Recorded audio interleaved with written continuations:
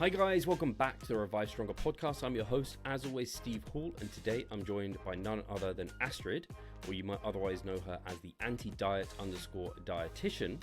She's a nutritionist, coach, and now first-time bodybuilding competitor. She just lost her bodybuilding virginity, I guess, with a very successful contest prep. We're diving into what finally pushed her to step on the stage after years in the industry, why she waited so long, and what her first season was really like. She shares the highs, the lows, she was very honest about them, and the biggest lessons she learned along the way. We also explore a deeply personal topic, her past struggles with an eating disorder. Did stepping on stage bring back any negative associations? How did she navigate the post-show recovery using her own hybrid approach that she termed? And of course, we will discuss her future plans in the IFBB Wellness division, where she's headed next and what she's aiming to achieve. As a reminder, guys, at Revive Stronger, we are an online coaching company. That's what I do the majority of the day, is coaching people, whether that is to a bodybuilding stage, a photo shoot, or just feeling better, healthier, and moving towards their physique goals, but also just health and lifestyle goals. One of the biggest things that we pride ourselves at Revive Stronger of doing is allowing both the client and coach to communicate clearly.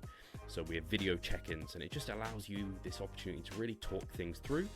We also love to educate our clients. A lot of the people I work with are coaches themselves, and so it's an opportunity for them to ask questions and for me to educate them along the way. And even if you aren't a coach, if you're invested into the process and you understand the whys behind the hows, or yeah, that's what I meant, the whys behind the hows, you'll be better at achieving what we need to be doing. You'll be better at executing. And so that is part of what we offer too, is the educational component that many coaches maybe just say, trust me, bro. We certainly don't expect that of you. So if you are interested in our coaching, that's always linked in the description. You can sign up for a consultation and we can have a chat. Otherwise, if you're curious about competing, mindset, or what it takes to go through a full season of bodybuilding, this episode is packed with insights. Let's get into it. So Astrid, as we were just talking off air about having just competed last season and you're looking to also compete this year, I was like, hey, this sounds like juicy content. We need to get recording.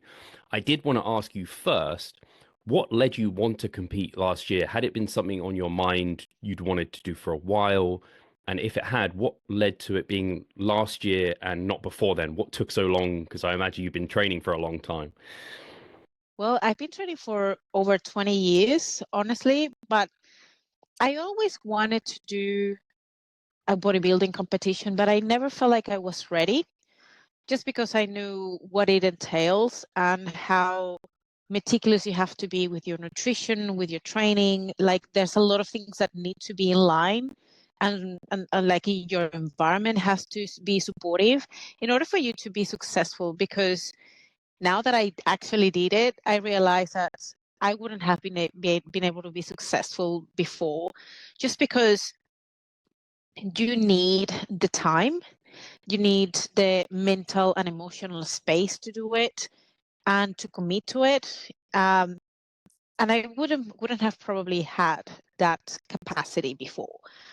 Now, in addition to that, I have a history of eating disorder from my 10 years ago, when I used to be very obsessive about my nutrition. And I got to a point where I was, quote unquote, to the point that I was eating and being quite bulimic, and I would eat something and I would just not feel like it was right. I was super obsessed about having a body that would represent, you at that point. I was my own marketing. When you're trying to build your business and you are quite well known and quite successful. And I was living back home in South America, and I was relatively well known as a sports dietitian, and I was doing workshops and nutrition mentorships and talking in front of people. So I had a lot of pressure on me. And I think part of that was what led me to be a lot more obsessive about my body. and I didn't know how to do it better than just rely on disorder eating behaviors, obsessive exercise. I lost my period for almost 3 years because of all of those bad behaviors that were leading me to be that extreme.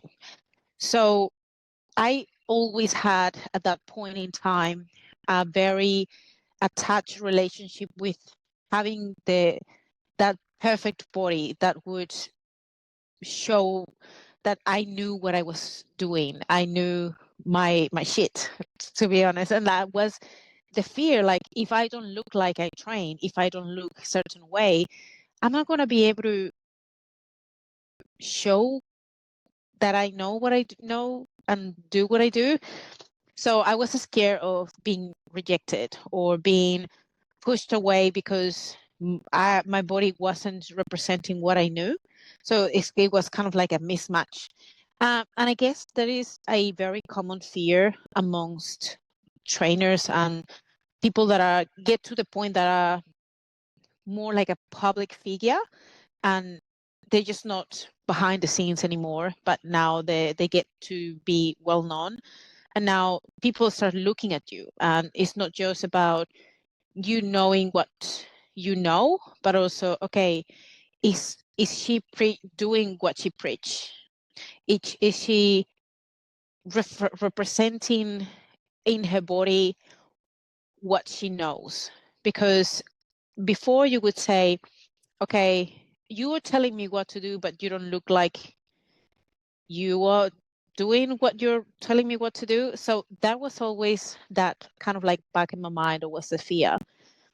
And I thought I always would love to have that experience of competing, because that was always something I was like amazed on how it was done and how incredible the journey was. But I was scared from the perspective, like, I am scared of loving so much that image of being so shredded, of being so lean. I don't want to get attached to that and then go backwards again. And I'm talking about moving 7-8 years later, where I kind of like thought about it again. Like, I would really love to do that at some point, but I don't feel like I'm ready. Like, I'm scared of relapsing and getting super obsessed about my body shape, that I can't just do whatever is in my power to stay that lean and to relapse. So I didn't want to do it at that point until I put in the work. And I worked a lot on my personal relationship with my body, with my body image, my relationship with food. And it got to a point where I wasn't very lean. I lost around 13 kilos from the point that I was before competing till now, not until stage weight. But I could say that every part of that journey and that weight loss, I felt good about my body. Like, it was to a point that I feel good weighing 72 kilos. I feel good if I weigh 68, 65. Now, I have to be honest, it's been a bit of a work in progress to actually be on the other side now and trying to bring forward the thoughts and the promises I made to myself before competing. And I said, I don't go back. I'm not going back. In the sense of, I'm not going to relapse. I am not going to let my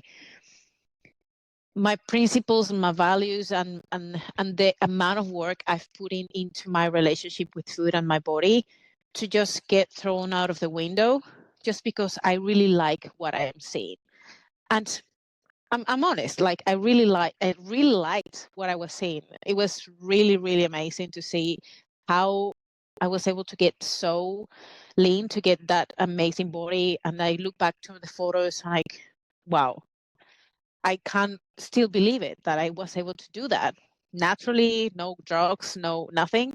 And people still believing or asking me if I was getting some gear, or if I was in, like, it was interesting to see that people would ask me that. Like, well, no, but it's good to know that you're thinking or you're seeing that. But I was very strong about, I need to do this right.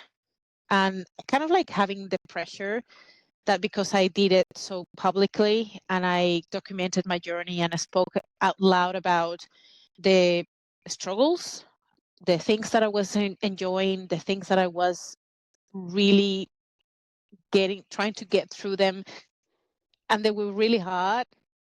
So all of those stages I was able to document it, and I did it with a purpose, not just to show that I'm a real human being, that I was going through some of these challenges, but also because it served me to be accountable with myself. Like, I need to show my integrity. Like, if I am doing something and I am promising that I'm going to do it because of these reasons, I'm going to fucking show up for myself and do the things that I promised I would do. And I want to stand up for what I preach. So it was really, really good in the sense that it kept me accountable. And it reminded me why I was doing this for in the first place. And I wanted to show as well that I wanted to experiment. It was more like an experiment. Can I do this in a way that is the least restrictive as possible, or try to implement certain strategies that allow me to not make it as a lot of people try to express about the journey of a contest prep, that is very rigid, very to the point that can be so restrictive that you experience disordered eating patterns, or you develop those because of the restriction, because of the limitations. So to me, it was an experiment as well. Like, I really wanted to see how rigid does it need to be, or how flexible could it be, or at what point you start getting these natural behaviors or natural reflections from feeling so deprived. And I found that there's a point in this journey, probably 12 weeks out, where even if you wanted to be very flexible, there's so much you can do. Because if you are way too flexible, or you try to be intuitive or adjust things here and there, it can play against you. And also, it can just cut you short to get you to the goal, to the leanest you want to be. So I realized that losing weight up until 12 weeks out, you can be very smart about the strategies you implement and adjust according to your lifestyle, your preferences. There's nothing that has to be very strict or very rigid, as long as you hit your calorie target, as long as you're losing weight at a decent rate of loss, and you're getting to the targets every week. And in addition to that, that you're getting your protein in, that you're protecting your muscle mass as much as possible. Like, if you're doing the basics and you're getting the job done, you don't have to be super, super rigid and eating broccoli and potatoes and just rice and stuff like that. You can actually have a lot of flexibility. But there's a point that I realized this is getting harder and harder and harder. And it was like, 6 weeks out, you can't really have much room to play with a lot of things. And it was really hard, like just doing, I think one of the things that I struggled the most with was peak week, just because I was pretty flexible with my nutrition up until the point of like 4 weeks out. So I wasn't really obsessed about like tracking every single gram of sodium and every single gram of water. Like I wasn't even tracking that. And I sort of like was guesstimating, well, this roughly around that. I don't really care. Until it was to the point that my coach asked me, okay, I need you to be super precise. And I fucking didn't know.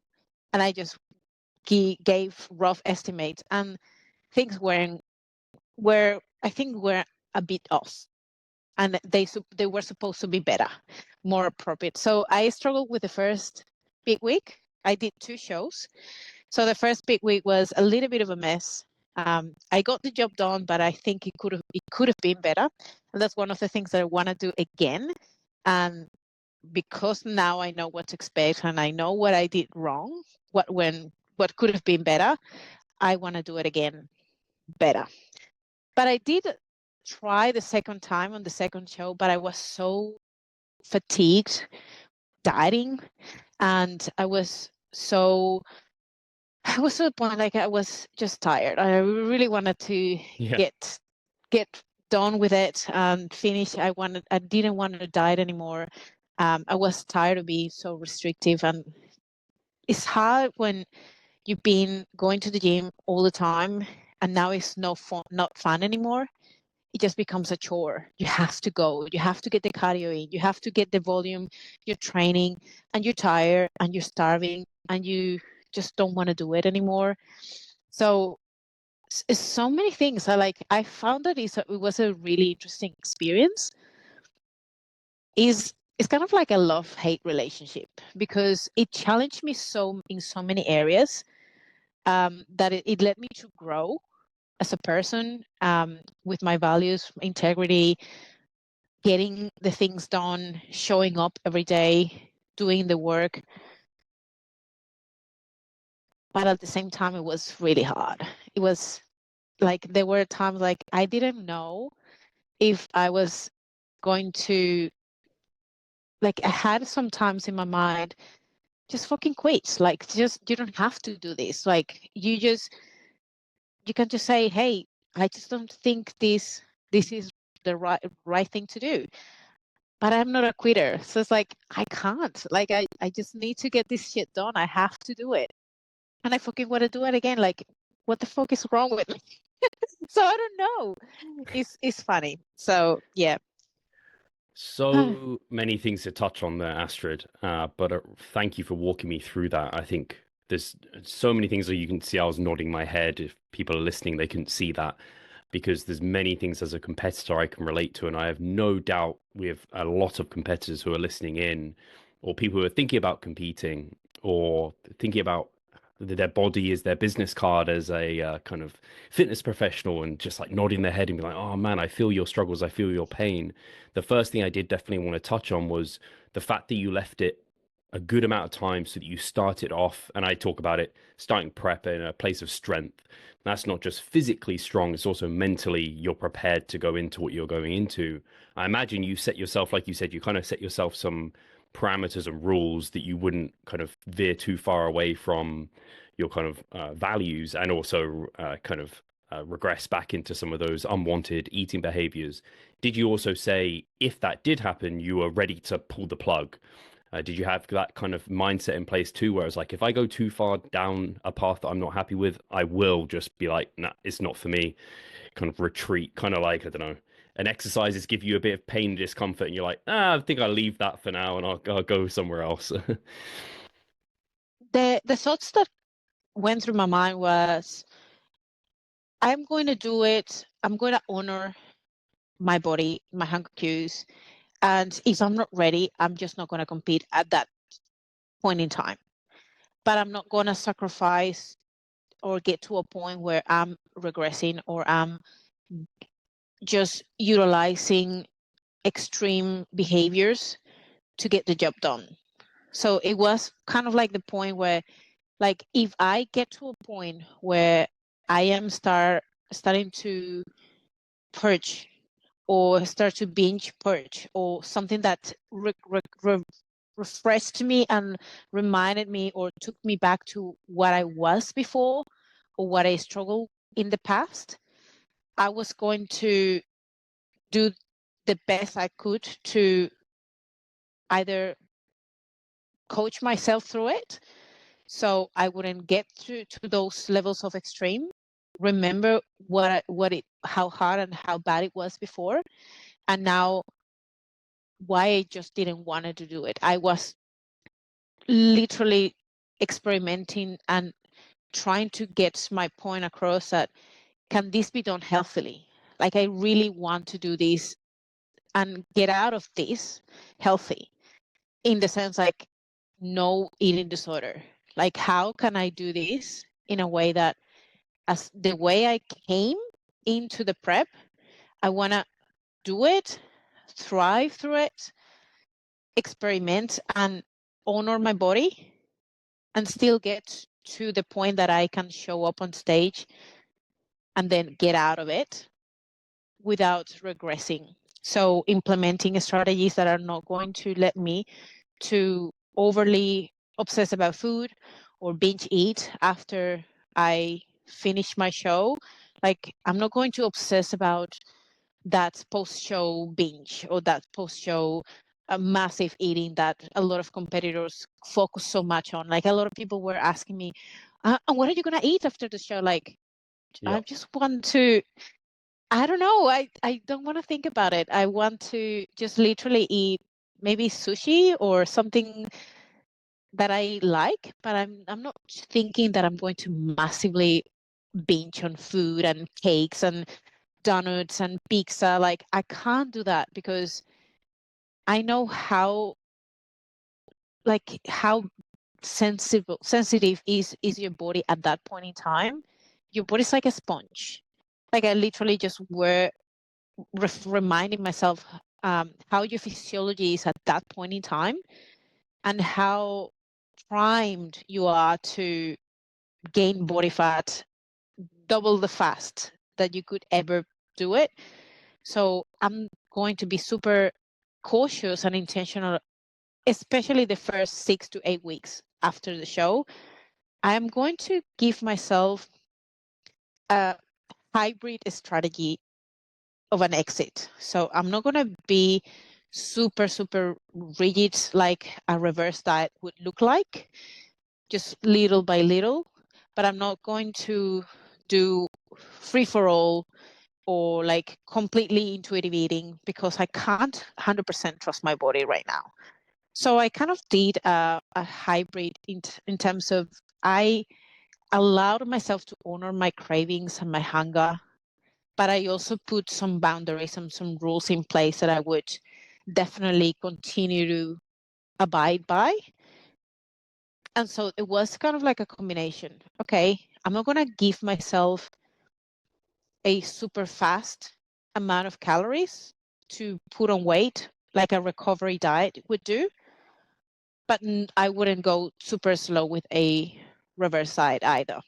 And in the mix of that in between, I want to allow for like a range where I just eat no more than this, no less than this, but I just need to be where I kind of like find my happy medium based on my hunger cues. If I want to eat a little bit more, then so be it. If I feel like I ask myself some questions around my hunger, what do I want, what I desire, and I'm okay with it or I'm not okay with it, I'm going to honor that. So it was very intentional about that post-diet phase.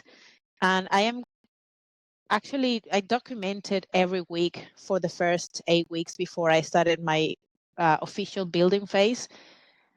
And I want to do an actual guidebook about that method that I implemented. So it is a hybrid method. It is an interesting way to go about it. So I kind of wanted to test it with some clients as well.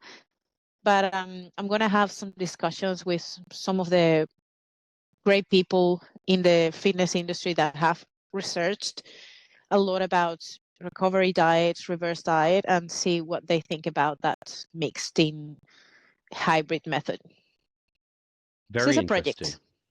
Yeah. So I'm very aware of the reverse diet and, well, at least the original reverse diet. I think it's kind of changed and morphed a little bit to be something more reasonable now. But in the past, the reverse diet I know was basically extending the deficit in a sense, like trying to eat as much as possible whilst being shredded. It's like, probably want to not be shredded and put on body fat and kind of get into somewhat of a surplus. And then the recovery diet, I think, spawned as a response to that of like, hey, well, the reverse diet spawned as a response to this overeating and kind of massive binging that you talked about, where people overshot their body fat and just, don't know, put on 20 pounds in a week or two. And it's like, that's probably not the best for health. And you're physically not recovered, even though like you probably don't want to continue gaining, and that's not an ideal position to be in for long-term success as a bodybuilder. And then the reverse diet came in, and then the recovery diet was like, hey, this is a bit of an in-between between those. And then it sounds like you've even found something a bit scaled back from this recovery diet, where it's a little less assertive than that, and holds people a little bit tighter, which might actually be very similar to something that I've just experienced with Cliff Wilson, where he puts a precedence on staying a bit leaner, even if it takes a bit longer to get fully recovered. So I actually don't know how long I am now, like just over 2 months. So I think at the end of this week, I'll be 9 weeks post having competed, and I'm up about 6% in body weight. So not that high up. It's been about an average of a pound a week gained, actually. So it's been a bit slower than I'm used to. The previous prep, I went a bit more assertive and then slowed the things down. I haven't really decided which I like prefer and if there's something that's better or not. But I'm definitely interested in hearing more about the hybrid approach you mentioned. How much are you over stage weight now in terms of body weight? How much weight were you gaining kind of on a week-to-week basis? It's interesting because I allowed myself to gain around 2 kilos, 2 to 3 kilos the first 3 weeks, just because I needed that recovery. So that's why I feel like it was a bit of a mix between recovery diet and I read with more reverse and kind of like in between, because I needed to be more aggressive at the beginning, just because all my biofeedback was screaming at me. Like I was having these impulses of like, I'm thinking about food all the time. I am having thoughts of desire of eating foods that I never eat, like, or like just craving for things that I would never think about or obsess about. Like, this is not normal. I have to get out of this place because I'm going to end up binging and purging again. So I don't really want to do that.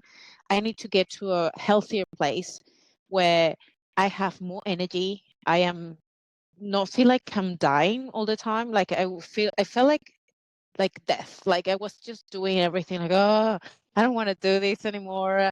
I had no energy, no drive for doing stuff. Like I was completely in a robotic, automatic pilot mode, doing what I had to do. So Zombie mode. Have you heard that saying? completely, Yeah. yeah, completely. So my first purpose was, because throughout all my prep, I monitored my biofeedback. I was monitoring the amount of sleep, my energy levels, my hunger, my food focus, my and even like my appetite. Like I was looking at that and sort of like subjectively measuring that from 1 to 10 or 1 to 5, and like where that was at the level where I got to be at stage lean. And then I would start monitoring those numbers more closely, and that would give me a little bit better of an idea of how well I was recovering if those numbers were improving. So I can see all the way from week 1 post show all the way to week 8 recovery phase that my energy levels went up, because they were pretty much like 1, 0, 1, 0 by the time that I was competing. My hunger levels were like 0 being super starving and 10 being no hungry at all. I was like 1 to 0. Like I was starving all the time. My food focus was 10. Like all of these numbers, like I was monitoring each week after week, and I could see how these numbers are starting, like being very self-conscious and honest with how I was feeling. I was documenting this, and I would see the trends changing. Now I could see that I was sleeping better. I was recovering much better. I was going to the gym with some more drive. Like, I actually was looking forward to do it. I was recovering better. I was feeling like my strength was coming back. So all of these things were showing me that I was doing the right thing. And I got to a point where my weight pretty much got quite stable. So I competed at around 56.9, 57 kilos. 2 weeks later, I was back to 58.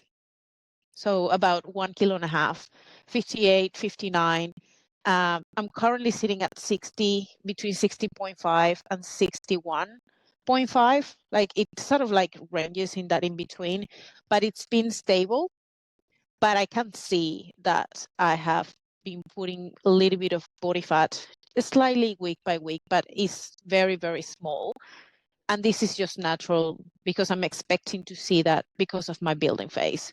And I'm in a little bit of a surplus, but I'm sort of like keeping an eye on how my performance is and how things are doing. So currently on week 8 of my building phase. I'm going to do 8 more weeks. So about 16 weeks in total before I start my prep again. Fantastic. This is cool because this is one of those times that you've taught me through something that I've been implementing with my own clients for the last year or so, where I get them because I was always like this recovery phase. And people hearing it will be like, oh, it sounds so very subjective. And it sounds like, how do you even navigate that? It sounds a bit individual, person to person. And so I was like, what can I do to make this a bit more objective? So we have something to track. So I started scoring diet fatigue factors out of 5 for things like you mentioned there: food focus, hunger, energy levels, sleep. Libido is one I track too, which seems to be pretty good for men in terms of like where's their testosterone at. Obviously, as you can imagine, 0 out of 5 at the end of prep, and then monitoring that week by week, because then that allowed me, it's like, oh, on paper maybe they're gaining a bit too much body weight, but their scores are indicating that they need to because they're still in the gutter. We need to get that up. And then you have to obviously dig into like, hey, is your food focus really high because your food palatability has gone really high and you're eating out all the time? Like, you have to manage those things, of course. So yeah, it sounds like you had a really nice approach to that too. And I'm the same as you, kind of similar to when you start a diet, you can be a bit more assertive because you've got more body fat. When you finish a comp prep diet, you have very little body fat, so you want to regain a chunk initially and then let it kind of taper off. And like you said, you've been hovering around that maintenance. And 8 weeks into your building phase 2, another 8 to go, which is exciting. And actually, a client of mine recently asked, she was like, it would be really good to hear from some females talking about body image, particularly in that post-show period and in a building phase, because as many of us are aware, and kind of societal norms have led to this, I think, where women have been stigmatized about gaining weight.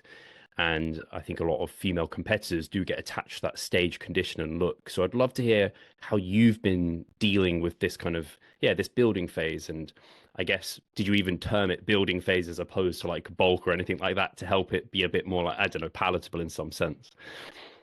I've been having some boundaries and some rough rules around the speed of gaining weight, because we really know already that you don't have to be in a mega surplus and gain a lot of weight to actually make a building phase more effective. As long as you are slightly on a surplus and that you are performing really well, that your lift are appropriate, that you're recovering well, and that you're putting in the reps, you're showing up, you have a good amount of training volume, that you have a proper training program built. You don't have to be on this massive surplus or gain a lot of weight to make sure that you are building muscle. So my approach has been, I am expecting to gain weight, but not at a massive rate, like probably half a pound or less than that per week, probably even like less than half a pound, but really making sure eating adequate amount of protein. And actually, now that there's been more research coming out, even very, very recently, about how much more protein can you eat and how can that be correlated to better lean muscle gain, especially in a surplus. I don't know why, but I have been always a protein lover. Like it's very easy for me to get a lot of protein, and I sort of like wonder why a lot of people struggle so much with protein. And for me, it's like I have to force myself to not eat that much because it's so easy. But I think that helped me, and it was kind of like an experiment, part of my hybrid method. One of my rules where I want to have sort of a rough 1-on-1 ratio of protein to carbohydrate. So if I eat 200 grams of carbohydrates, I'm going to eat around 200 grams of protein. So kind of like a 1-to-1 ratio of that, and see what happens. If I eat a lot more protein, but at the same time, I honor the amount of carbohydrates to be roughly around the same, but it can't be like too much protein and very low carbohydrate, or a lot of carbohydrate and very low protein. So I think that helped me a lot to retain and maintain that leanness for a little bit longer. And it's just potentially been helpful for not just for the recovery and for maintaining that lean physique, but also like truly feel like I'm getting progress without putting a lot of extra body fat, even though I know that I'm in a little bit of a surplus. But again, it's not something that I feel like is super aggressive. I am probably 5% on top of my maintenance calories overall. And I think that has helped me to just take it easy and just manage the expectations, but at the same time, some of these negative things that can come up, because it's really hard. Like just even having a 5% surplus and knowing that you're putting on weight, that some days, just because of your food choices, you make more like high volume foods or higher sodium or more carbohydrates. You some days wake up and you feel more fluffy, and like there's no lines in your abs anymore, or like your legs are looking less lean, and it's hard. Like you start looking like I wasn't. That's 3 days or 1 week ago, and it's really emotionally taxing, because you know that you're doing this on purpose, and so it's even harder because there's a part of you that wants to, I should cut. I should not eat more. I should stop eating more carbohydrates. Or maybe I don't eat carbohydrates today, to cut a little bit that extra amount of carbohydrates. So there's like voices that will try to take me out of the intention of trying to build, because of those fears and those voices, little voices that are not happy to see what they're seeing. But there's objective part of me is like, I have to keep going. This is intentional. This has a purpose. And this is just a phase that I need to do right. So it's like this kind of battle in my mind that gets sometimes very annoying, but I continue to push through. Like, no, I'm fucking doing this right. But it's hard. Like, I'm just being super honest. I've got these voices in my head. Sometimes I don't like what I see. I feel fluffy. But in saying that as well, I make small adjustments in my sodium intake, water intake. I sleep better that night. Maybe I sleep 8 hours and I wake up shredded again. Like, what the fuck? So there is temporary water retention that tends to mask or make you feel like you're gaining or putting fat much faster than what you're actually doing. But it's important. That's why it is important not just to keep an eye on how you are looking day to day, but also like if your weight is relatively stable, there's a lot of extra factors that are influencing very temporarily those visuals. Yeah, that makes a lot of sense. Yeah, it's like that devil on your shoulder and then the angel or whatever. It's like the angel's encouraging you to keep the goal, focus on the grass is greener on this side and focus on the positives of being in this building phase. If you want to come back to stage better, we need to like focus on making sure we've got that muscle mass and you're in a great place. And this person's like, hey, you're looking fat or like you look soft today, whatever it is. I think a lot of people will be able to relate to that, especially in that post-show period or at the start of a building phase. And the longer you go, the easier it does become for sure. And I'm happy to hear you being super honest about it because I think some people think that people like yourself, Astrid, or even me as well, they look at us and outside in, they might just think, oh, that person just nails it. They have no worries. Like there's no problems. It's like, no, It's easy. we're human too. We experience the same struggles that you do. It's just we don't necessarily always voice them in the same way. And I think especially you try and be positive and you try and kind of have that outlook and encouragement. So you don't always talk about the struggles that go on. And it is a struggle to allow those things to settle. But yeah, like you said, it's just kind of trying to stay objective, keep the goal for that moment in time. Something I did want to circle back to, Astrid, just quickly. Obviously, female specific is you mentioned previously with your eating disorder, you lost your menstrual cycle for an extended period of time. Did that happen during your contest prep? Has it recovered? How did that side of things go for you? It did. It seems like my body is very sensitive to a high amount of volume and a high, like extra amount of exercise. On top of that, like just dietary restrictions and all of those things. So 7 weeks in my diet and on my prep, my period disappeared, like was gone. And up until this day, it hasn't come back. And I had bloods done actually last week, and my estrogen levels are plummeted. Like they're very, very low. My thyroid is fine. Like everything else is super fine as well, but definitely my estrogen levels are very low. And I was expecting to see that because I'm still quite lean and I'm still somehow pushing myself through the building phase. Like anyone that says the building phase is easy is really hard. Like if you're really intentional about it, training is harder if it's not the same as when you're prepping, because you're intentional about your training volume, the quality of your sets, pushing through closer to failure. Like you're really trying to make the most out of your training sessions, and you're very intentional about those. So I am still in a place of stress that I wouldn't say that is that normal for me to allow my body to recover fully to be back to have my period. I still think even if I am eating more calories, I'm not in the best place for my body to say, yeah, we're ready to have a kid or have a baby now. Like my body's not in that space just yet, just because I'm not in recovery, 100% recovery mode, or like I'm done with prepping. I'm done with training at the level of elite level that I'm training at the moment.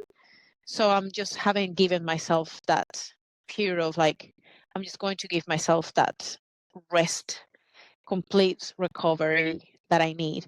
And my diet is still like I'm paying attention to things that I have to be paying attention to, like tracking, having carbohydrates to a level that I'm not going over too much. Same with fats, like calories, still have to be relatively in a decent place.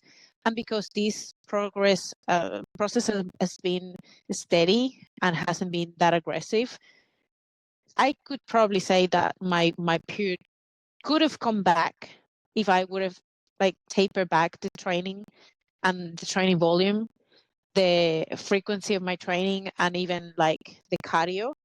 If I would have tapered that back a little bit and increased my fat intake and maybe just kind of like lever that energy availability a little bit more compared to my energy expenditure, I would probably say that that would have come back. But it's not, I'm not in a place where I have given myself that complete permission to do that just yet, because I kind of like have the pressure that in 8 weeks I gotta prep again. So I don't want to put too much body weight to then have a more aggressive cutting phase when I do start my prep. I did a 40-week diet for my first prep. Like I did 40 weeks. Out of the 40 weeks, at least 30 weeks were pretty much dieting. 32 weeks were pretty much dieting 100%. So I don't want to do again a long phase of dieting. So I'm hoping, because I'm just going to need to shed about 5 kilos or 6, and it's not 13 kilos anymore, that could be done in 16 to 20 weeks. Like, it doesn't have to be that long. So I've sort of like on purpose been a bit mindful of how much body fat I put on before I have to cut again. Like, I don't want to, I have to have a bit of a ceiling in terms of how much weight I can gain before I do my prep again. I am confident that once I actually finish this last show and I finish competing, I will just completely go back to a true healthy place where I will allow myself to have that taper back, and I will allow myself to eat more fat, and if I have to gain a little bit more weight, to be fertile again, so I can now focus on the purpose of what I want to do, which is now, okay, I'm in a healthier place to have a family. Now I'm good to go. That makes sense. Thank you for being really honest about that. And I think that is really important that you've discussed it all fully, because I think some people will be listening and be like, oh, like, you're going to have an extended time where you haven't got your menstrual cycle. I thought, like, that's obviously an indicator of good health. And you've obviously talked through that, and you have an understanding of kind of the risk to reward, or the cost versus benefit of going up higher in body fat. But it's like, well, I'm going to have to come back down anyway. So in terms of you not having had then your menstrual cycle for a number of months, is that a calculated risk, or something that you've decided isn't significantly costly enough to you and your well-being, whereby it should stop you competing? You've kind of been like, hey, if I want to go again and the downsides aren't large enough for me to worry about significantly. No, at the same time, I guess one of the risks is like your bone mineral density, but this is higher. The risk is higher if you were someone who is not resistance training. The amount that you, like, I am training so much, and like I'm putting my body on a regular basis to that extra pressure in my bones, that there is a ongoing resorption and reabsorption of that calcium. I am taking multivitamins, I'm taking vitamin D, I'm taking like, my diet is pretty highly nutrient dense. So I feel like I have a lot of benefits on my side that are going to diminish the risk of not having adequate amount of levels of estrogen at this stage. And I am more than confident that once this competitive period ends, I am going to be in a much better place to say, hey, I'm willing to do what is needed to do in order to recover my period. And you recovering your period is not only just about gaining weight. It's about reducing the stress that is put in your body. And most of the times, stress in your body could just come from different areas and different directions. In a contest prep, or even like out of season, but you're in a building phase, there is a lot of stress coming just from the training components, the amount of volume, the amount of intensity that you're putting in there, the amount of cardio that you're adding. And on top of that, maybe just not enough fats that you probably could be eating. I could do that, but at the same time, like, how much of this is going to truly or meaningfully make a difference if there is going to be, there's going to still be a lot more stressors along the way. So I'm sort of like open to implement the strategies I know how to, to implement the strategies to recover my period when I'm ready to do it, because there's no point, I'm probably not going to recover it anyways, just because some women are much more sensitive than others for like recovering the period. Like I'm literally start doing one or two things that stress my body and my cycle is gone. Like it's literally like it's the first thing that goes and the last thing that comes back once my things are all in a decent place. But other women, likely they can still do their prep, be at high levels of stress, and they have their period. So it's very individual.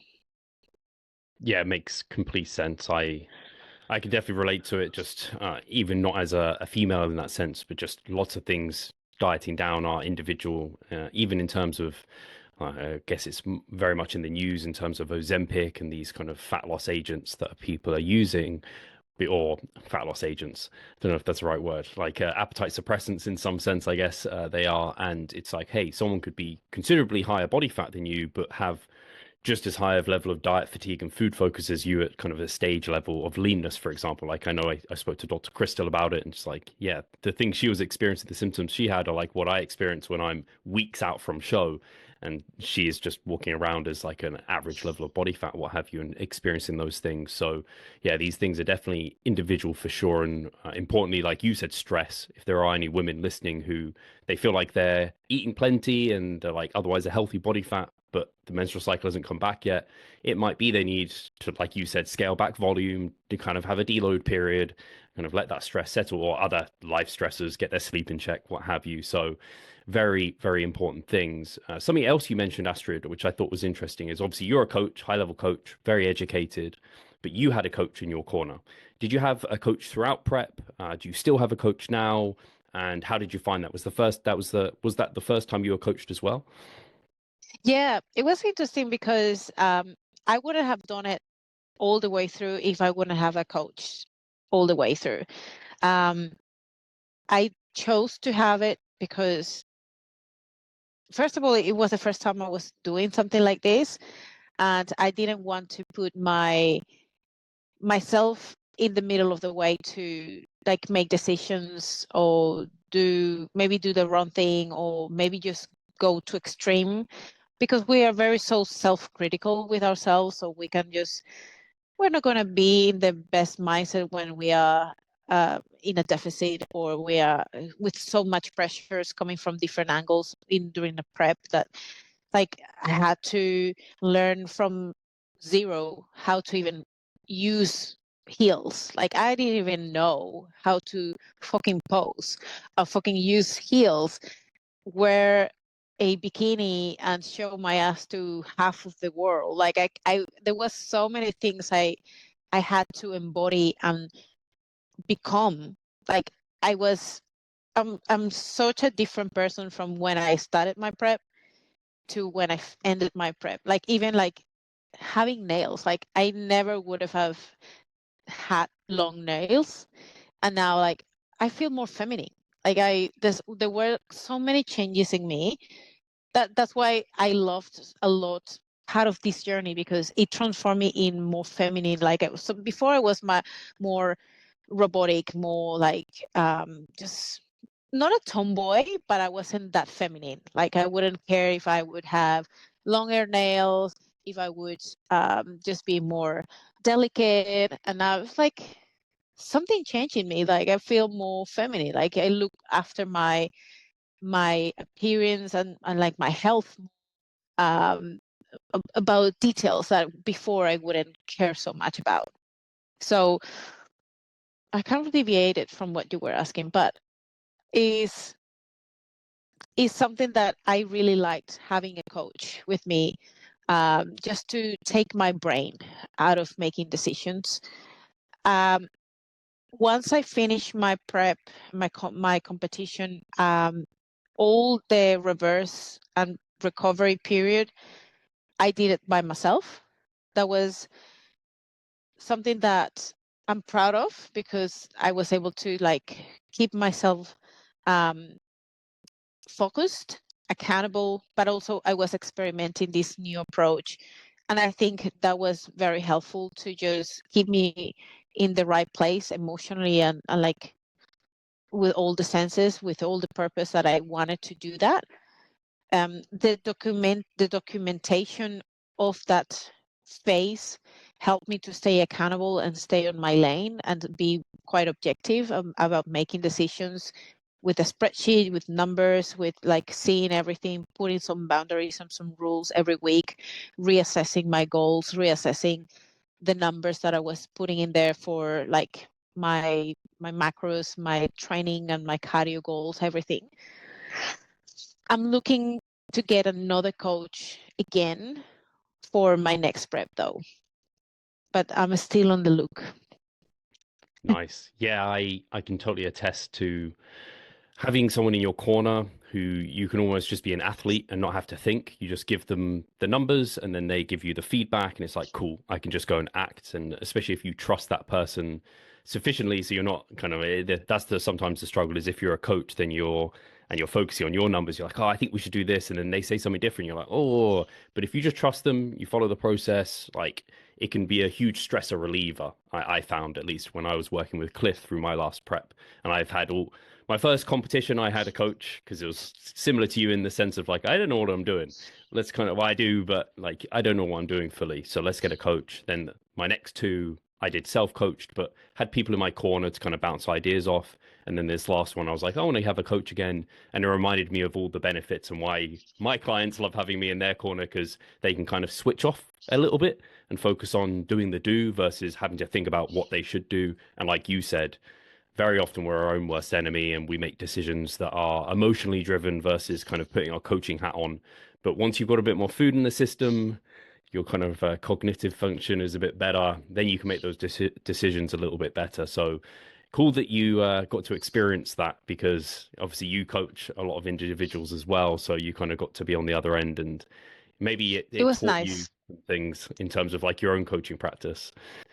It was nice to actually be a client, and I experienced what it's like to be on the other side, and I felt like my clients felt like I wanted to get my coach to be proud of me. Like I wanted to do well. I wanted to be compliant, and when I was not compliant, I was like, oh man, I am going to get a scold, and I am going to my coach is probably going to drop my calories, so it's going to say that I was not compliant, or it's probably going to say this or this. And like sometimes all of these things, like I really wanted to do well and I wanted to impress my coach and I wanted to do things. So it was nice to be on this side and look at how your clients think and feel when they do well or when they don't do that well, or when they're not compliant and sometimes they want to ghost you. Because when I perhaps did something that it was not aligned with what I was supposed to do, I was like, I don't really want to check in this week. I don't feel like I want to talk about anything. But I kind of like, fuck it, you have to show up, like talk about it and see what happens. So it was nice. It was really nice experience to be a client. I had never been like an actual client before. So it was really interesting to have that feeling and just connect to the spirit of being a client. So that was Yeah, good. very cool. I'd be remiss, first of all, not to ask you, how did your competitions go? Because I know you said they actually went really well, and obviously you really enjoyed your first time competing, so much so you're going to compete this year as well. So I'd love to hear, how did those shows go? And then what are the goals for this year and beyond? Oh, glad you asked. So I am very proud of myself. I competed in my first show was IFBB and in the wellness division. So I competed in three divisions. I did I think it was true novice, novice, and open. So that those three. I won first yeah, gold for the first true novice, silver for the novice, and open I got bronze. So not bad within the top three for the three divisions. So very happy about that. Again, I think my peak week was not the best for my first show. I could have done better. and I could have been more leaner. Like, I don't think I was as lean as I could have been. And because of my peak week, and maybe like I was not really, like, one of the feedback was that I needed to work more on my core control. That was something that I have to do better, just to make sure my waist looks much tighter and my core looks much more like pull in. So that is kind of like the things that I feel like I can't do better this time. And again, just probably reduce a lot more the food volume, the fiber, getting closer, knowing now that my GI is a little bit of a rebel, and it does what it wants. So I have to be more cautious. I have IBS as well. So I did few things that they shouldn't have happened on that peak week. So that didn't help. Now, in my second show, that was with the NBA, Natural Bodybuilding Australia, that was 4 weeks apart, and it got me more time to get a little bit leaner. So I was much conditioned for that particular show. And even like when I was doing my registration, some of the judges were part of that staff that were getting the athletes registered, and they were pretty much meeting the athletes and everything. And one of those judges automatically, when he saw me, like, girl, you're a winner, like, because they were impressed of how, like, they could see some times, and like I was super conditioned, and they have been over the years trying to increase the level of competitiveness and the amount of conditioning the athletes coming to this show, even though it's a natural show. So they wanted to look more for more conditioning. And because I was in such a great state and I was so lean, I had, like, they could see my times everywhere. Like, practically they told me, you're going to win that your division. And in fact, I did. So I competed in 2 different divisions. I did fitness for that one and did wellness. However, I think it was an interesting experience to do fitness because it had a different posing, and it had a few different, I guess, criteria for that particular division. And I was like, amongst the girls that participated, I was like, I look back at my pictures, I did really, like, I looked amazing. My posing was great. But because the judges had already put my eyes on me for wellness, they pretty much put me like in the last place, so I could place on wellness. So I won maybe just one. I competed in like 3 or 4 different categories within the division of fitness, and I won like just one. It was 1 silver, and then for the rest, like, they even left me out. Like, what the fuck? Like, I couldn't even believe it. I was angry, but then I understood why. Because then I got into the second competition. First of all came fitness, and then would be wellness. So then when it came to wellness, then I literally won every category, like first timers, medium, beginners, and then intermediate, then open. Like, I won everything, like first place, and then pro card. Oh my god. So I won the overall and my pro card on that first show. I'm like, yay! And I was literally the first pro getting the pro card for that division in that federation. So it's kind of like Very cool. made history. It was cool. It was great.